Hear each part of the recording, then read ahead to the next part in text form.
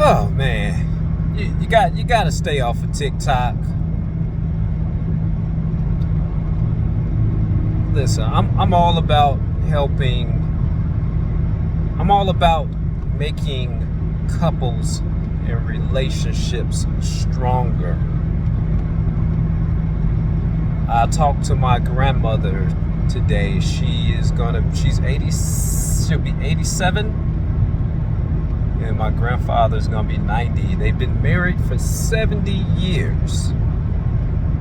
And I had to ask them or her, what attracted you to, how'd you find my grandfather?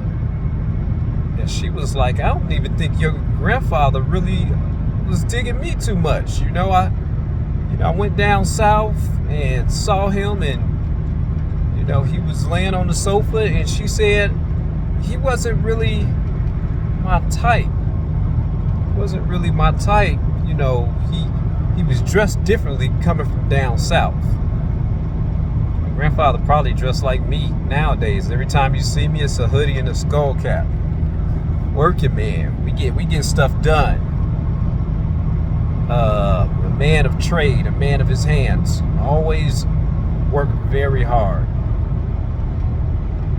And she told me, she said, I don't know if it was love at first sight. I just loved him, and it's just an amazing story about how she fell in love with him. At the age of, they got married when he was 20. I guess when she first saw him, she was 14. He had to be 17. And she said she was dating a very nice guy at the time, or sweet on a nice guy. And he's like, the guy I was sweet on was kind of like your father. He was going to school, blah blah blah. But my grandfather, something about him, something about that man.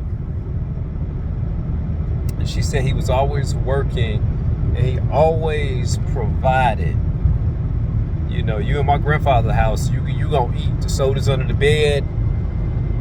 My grandmother also said that I remind her of my grandfather and her father. He said, you're a hard-working man. Well, I say that to say that I ran into a TikTok, and one guy was saying that being a provider is a scam. I gotta go back and read the comments, but he was talking about Julius, and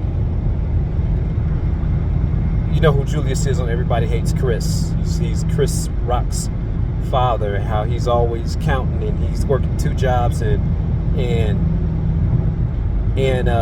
Chris Rock's mother, portrayed by Tashina Arnold, is quitting the jobs because she got a man that worked 2 jobs, and he made it seem like she was taking that for granted.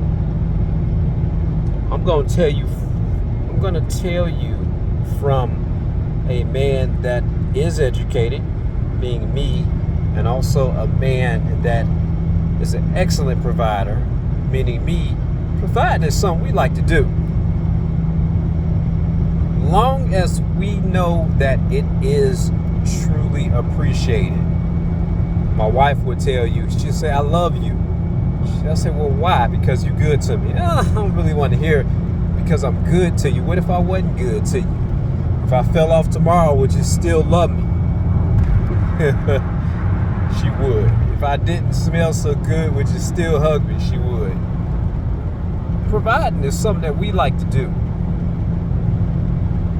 It is innate. It is something that we do. That is, I would say, how can I put this? It's something that's in us. Something that if I'm gonna have a good time, you gonna have a good time. My wife will tell you many times, I got it. And then I'm not even showing off. But if I'm gonna sit there and eat righteously and eat and fare sumptuously, everybody's gonna eat. Something we like to do. We don't look at that as being taken advantage of or as being scared. It's just that's what we do. That's what we do.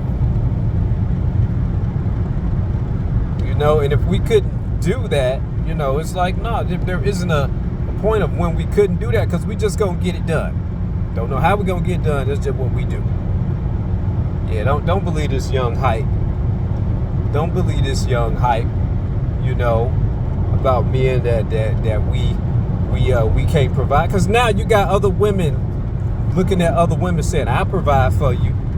I'll be damned. I'll be damned. You take a man's role. I think I could say damned in 5 minutes. I'll be damned. No. Can't nobody do you like I could do you. You know?